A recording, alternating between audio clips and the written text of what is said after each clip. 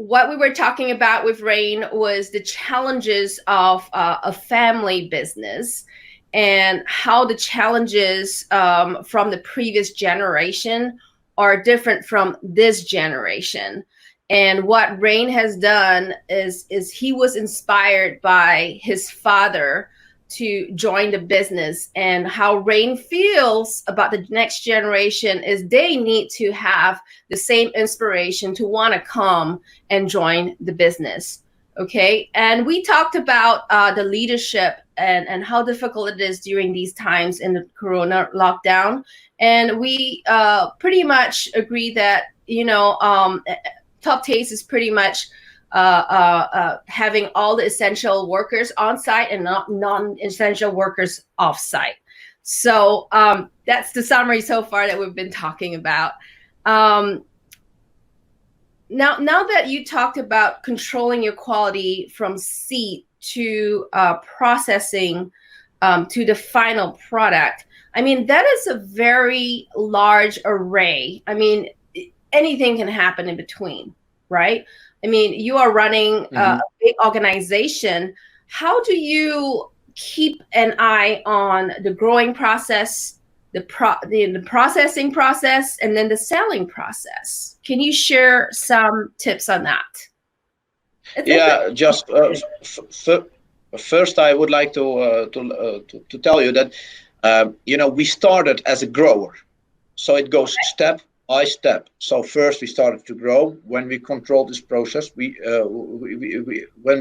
started to grow, then we started to process, and then we started to fry. So it goes step by step. So in each step, we first gain the experience and we learned everything. And if we are really in control, we go to the next step. So that's the thing. So besides that, I think that how to control a business, I think the only way to control is to have the right people in place. As we have a lot of, I would say, really good experienced workers who are working already for a long time in our company, and good people, they attract good people. That's true. So our idea is that, of course, first, we need to gain trust on people. But when we have trust, we give them the right targets, and then as well, we give them a lot of trust. And that's, I would say, trust is the main thing, because everybody needs to know what he's doing. For example, I'm now in Boulder. I'm controlling this operation, but we have, for example, Arjan. It's our it's our grower. He's in France at this moment. He's at the field. He's controlling the things. It's like we need to lead the organization only on headlines. We don't need to be involved in each detail. Correct. So I see, now that I understand that your dad started this business as a grower, and then he grew this business to where you are right now as both grower, processor, and distributor of onions. Things must have been different when he was starting out, right? So do you see your current customers having other needs right now that's different from when he started? I must say that the fried onions, that part of the business, we started together. So I can't say that, but yeah, you see that the world, of course, has changed a lot. That, for example, people are eating much more outside. So there's a much bigger variety of food. And people like, not everybody, of course, but people like to eat more fast. So. Interesting. So habits have changed, and perhaps that's going to be the next generation's challenge in how to cater to people's different eating habits as well. Now, you don't know, maybe because of the coronavirus, the people, they realize that they can work from home. So maybe in the future they will eat much more. They will cook much more. That's my next question. See, so do you have any new ideas based on the recent incidents for the future of your company due to the coronavirus?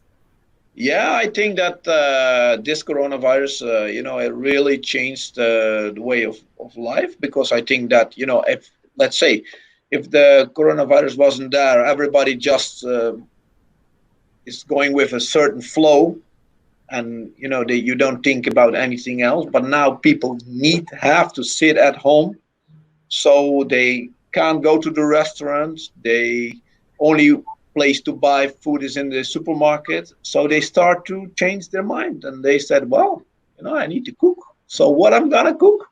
And they see those fried onions, that they remember the fried onions, say, well, let's put a little bit on top of it. And I think we will get a lot of new dishes I think created at home. too. Right, and you must make the onions accessible, because it's sitting right there on my countertop, and whenever I see it, I use it. It's like Yeah. it needs to be accessible. Once it's accessible, people can't do without it. Now it's in all our different dishes. It's a great taste maker. It's a great taste, and it's growing each year. Right. It adds a different dimension, actually a different a different taste and a different texture to the entire meal, because it's crispy and it tastes umami. So it just, it absolutely makes a burger taste different, a salad different. So yeah, absolutely. Sure. You're right. Now, since we are on lockdown, do you have any worker issues with the raw material supply?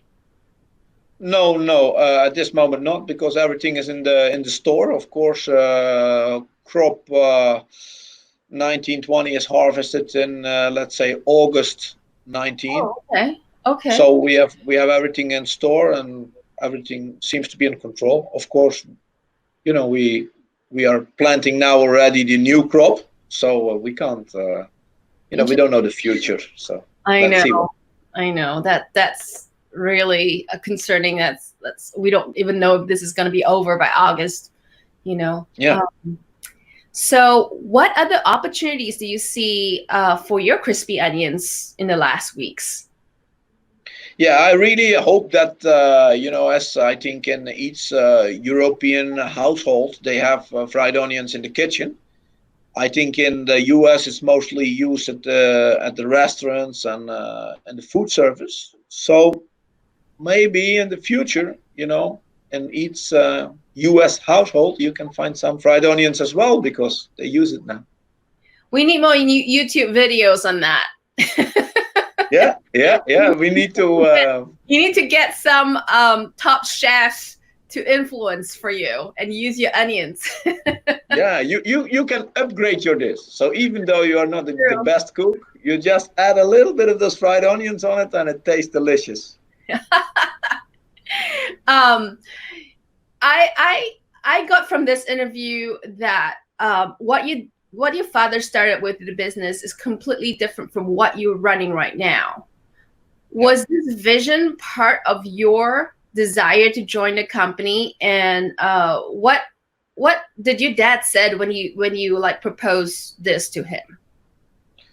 I'm interested in knowing that. My dad always has been very open-minded. He gave a lot of freedom to try to do it your own way. Of course, if he really thought that it was gonna in a wrong direction, he would tell you. But he gave you a lot of freedom to experience and to try things out. I think when my dad started the company, we were more, let's say, there were more people in between, and we are, let's say, now supplying to 120 countries in the world directly without anybody in between. Wow. So let's skip the middle guys. Wow, that's amazing. To me, that's really inspiring, because that openness in the father-son relationship is so difficult. It's more difficult than a lot of people think, because parents don't usually let their children run the show or even offer any kind of opinion. So I think that is key. If anything, anyone listening to this show today and they're running a family business, that's key. to inspire the next generation is that openness, that wanting to, let I you. decided to learn Russian in the plane because I went with my father to Russia, and we were in the plane and everybody was talking Russian. And we were working with middle people, and I said to him, I want to go direct, but I can't understand the people. Oh, then I wow. told him, I want to learn Russian. He said, you never can learn Russian. And then I said, okay, I'll show you. In 1 year I learned Russian, and I speak Russian perfect. That's awesome. That's one way to show dad. That's it. He inspired me. That's awesome. So before we leave today, this is an awesome interview. I want you to share tips for thought leadership and how you lead your company. What is, the top suggestion you can share with other people who are running family businesses? Mm-hmm. What's your leadership style, and what are the tips that you can share? I would say find the right people and give them trust. So if you need to control your people and everything what they do, I think a company is more like a hassle as an enjoyment. So if you can find the right people, you can give them trust, and you give them the right responsibility, you can grow as much as you want. But if you want to control everything yourself, your growth is limited, and you can just grow up to a certain limit, and that's it.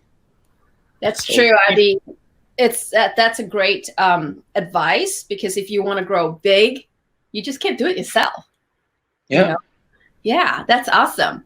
But in the meantime, you need to control as well what's going on in the business. So it's not that you give the business to them and you just go on holiday. Of course, you need to follow the business. You need to work. You see the numbers, and if there's a real big problem or something going on with the coronavirus, every day I has been in the company, talk to the people. They see me, say, "Well, I'm here. If there's something going on, we put the right measures in place." If there is a serious problem, of course, you can't just leave it. You need to be visible, but you need to be visible and accessible to your people in times like that. Yeah, awesome. Yep. That's great advice, Rien. Thank you for coming on today on my Thought Leadership Thursday. I have attached a website for everyone to go to check out Rien's company. If you're interested in how they grow and how they produce onions, go to the website right now. All right. Thank you, everyone, for coming by, and thank you for watching the show. Thank you.